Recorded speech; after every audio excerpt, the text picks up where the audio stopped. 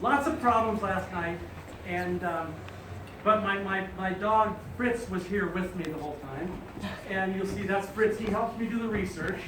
Fritz down in the recorder's office, the assessor's office, doing the research. He's not that good. His alphabet is horrible. But Fritz, I just wanted you to know, I named Fritz after my dog that I had when I was in Vietnam. And and we were a team together. He took care of me, and he saved my life, and saw me through all the bad stuff. And now Fritz, in a different manner, is helping me with the issues that I brought back from Vietnam.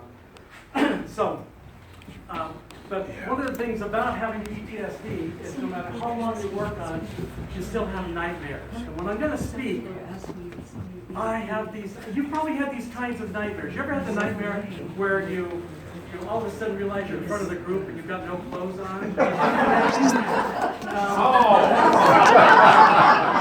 Or you're in the bathtub and someone walks in on you.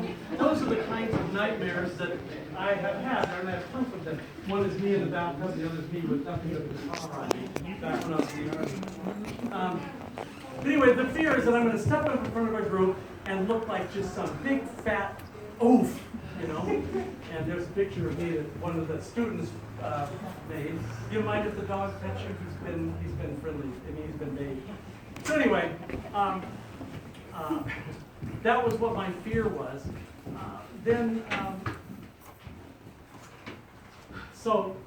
But the fear came about. It got even more intense when I read an actual true story. And it frightened me. I was doing a lot of training in Africa, and from one place to another, and I've traveled and I've trained in Serbia and Bosnia and Armenia and in Africa, Azerbaijan. And I always have this recurring nightmare that I'm going to come prepared with the wrong script. And so this story is about, an actual story about a newspaper man from Great Britain, from the UK, who had worked most of his career in Africa, covering all kinds of stories. And then he was promoted back and went back to Fleet Street to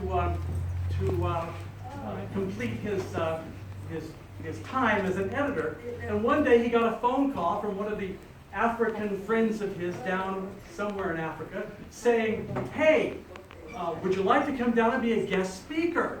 And he said, "Well, sure." He said, "Hey, you know, you get a free trip down there, you can see your friends." He said, "Sure, okay, but what do you want me to talk about?"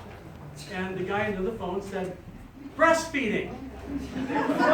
So he thought, well, breastfeeding, that's kind of strange, but I've covered the issues down there. I've covered the issues with Nestle dumping products down there, about nutrition, and about the controversy over whether breastfeeding is better or worse than formula and all that stuff. He says, "Sure, I'll do it."